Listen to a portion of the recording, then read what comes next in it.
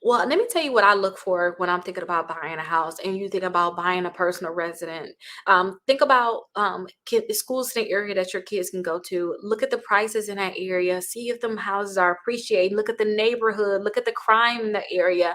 Also, look and see if there's association there because sometimes these associations can be a pain in the butt. Figure out what those fees are going to be. And then also, when you're looking at a house, look at the square footage, look at ways that you can improve that house, look at the possible the price of the house compared to how much you think it could be worth. One of my clients bought a house and it was actually worth $40,000 more. So they have $40,000 in instant equity. Look for these different things. Look at how the house is put together. Do you need to make repairs?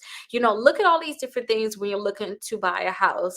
And I have my free home buying guide that you guys can check out. It's like a course, a smaller course I put together where you guys can like easily know like the different steps, know what you should look for. Please go ahead and check it out. It's free. So definitely go ahead and check that out, you guys.